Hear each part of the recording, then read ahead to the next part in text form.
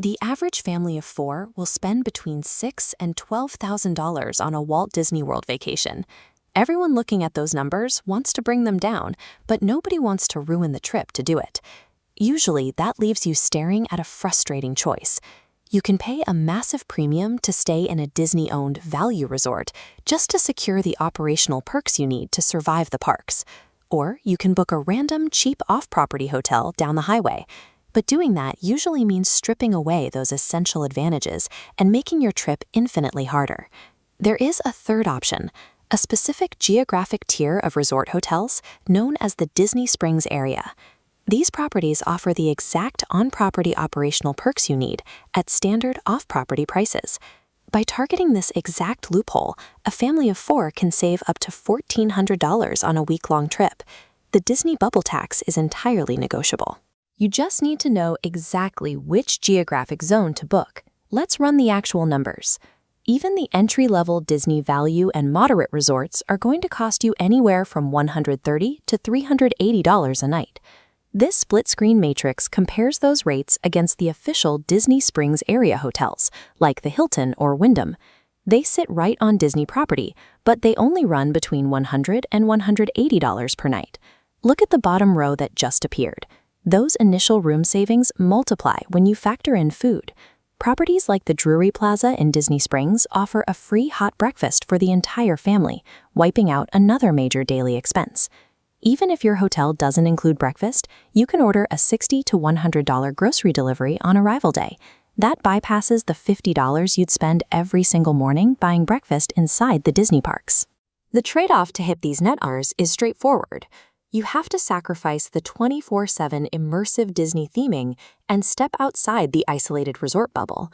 But in exchange, you get a room that often has significantly more physical space, better beds, and free food, even without the Disney intellectual property on the walls.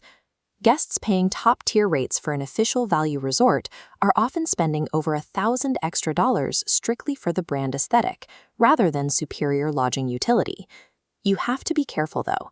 Many unapproved Orlando hotels advertise a free Disney shuttle, and relying on them is one of the quickest ways to ruin your trip. This flowchart shows the trap. A generic shuttle drops you off at Path B well past 9. You're stuck behind 10,000 general guests. Contrast that with Path A. This highlighted green block represents best 30-minute early theme park entry, the most important operational perk. Here's the core mechanic of the loophole.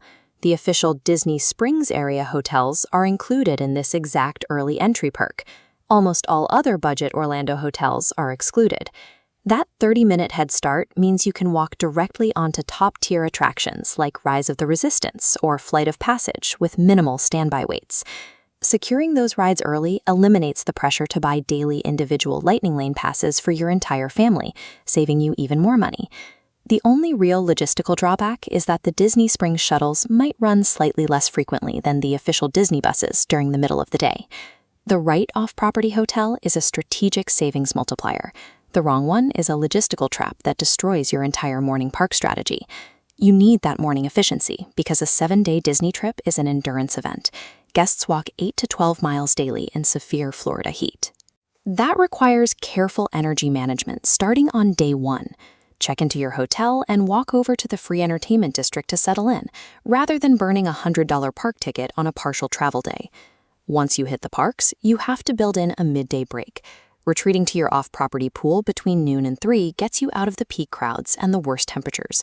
By day 4, you need a complete rest day.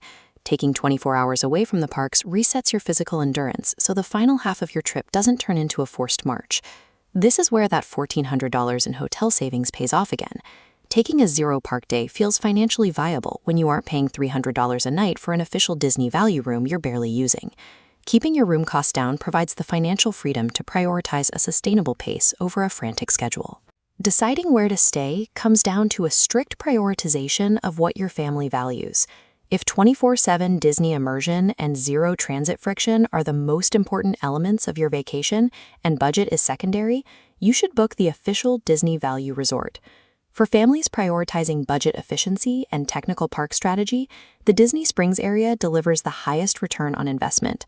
Before you book anything, run your family's exact numbers through the Disney Budget Master Workbook at mydisneybrain.com to find your specific return on investment.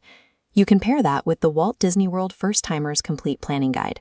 It's the foundational playbook for executing the early entry timelines and pacing strategies we just covered.